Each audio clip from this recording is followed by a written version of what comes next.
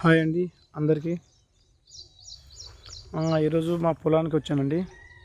పొలం అంటే మాకు 4-5 ఎకరాలు ఉండదండి. కనిపిస్తుందా? 10 గుంటలు. ఇక్కడ కనిపిస్తుంది చూడండి. ఇక్కడ నుంచి అక్కడ వరకు 10 గుంటలు. ఇదే అండి. చిన్నప్పుడు నేను 4th క్లాస్లో ఉన్నప్పుడు మా నాన్న చనిపోయాడు. దాని గుర్తుగా మేము ఇక్కడ మా పొలంలో గుడి కట్టుకున్నామండి. ఇక చుట్టుపక్కల ప్రతి ఒక్కరికి చూడండి, ఒక్కొక్కరికి 4-5 ఎకరాలు 6 ఎకరాలు ఉంటాయి.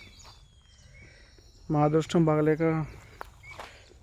మా తాత అప్పుడు మొత్తం నాకు ఉండే, బట్ అమ్మేశాడు.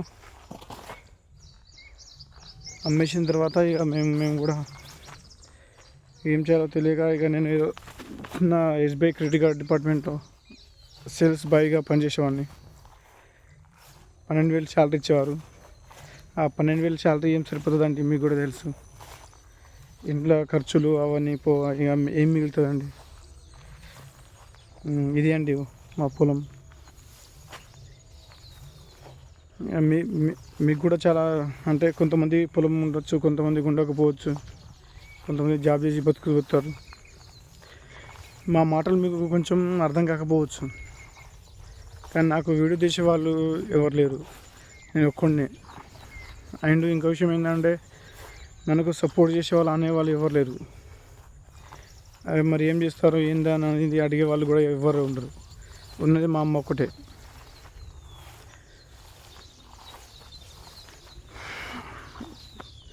ప్లీజ్ ఫ్రెండ్స్, అందరూ కొంచెం నన్ను సపోర్ట్ చేసి నా ఛానల్ని సబ్స్క్రైబ్ చేసి షేర్ చేయండి ప్లీజ్. ఏదో మీకు రిక్వెస్ట్గా నేను అడుగుతున్నా, ఎందుకంటే మాకు ఉండడానికి ఒక ఇల్లు తప్ప ఇంకేం లేదు. అదే ఉన్నది 10 గుంటలు.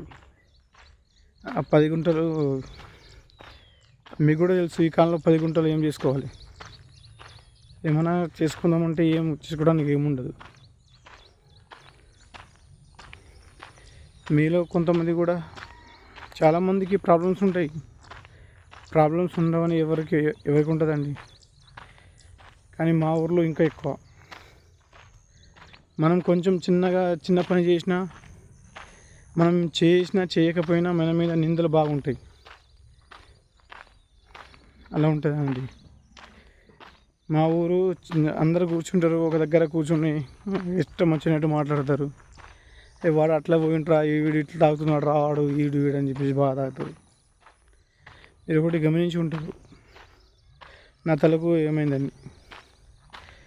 మా బాబు పుట్టిన ఒక 3 రోజుల తర్వాత నాకు యాక్సిడెంట్ అయిందండి. అలా యాక్సిడెంట్ అయితే నేను కావాలని చేయలేదు. అతను సైకిల్ మీద సడన్గా ముందుకు వచ్చేసాడు. దానివల్ల యాక్సిడెంట్ అయిపోయిందండి. 4-5 లక్షల వరకు ఖర్చు అయింది. అప్పైన బాగా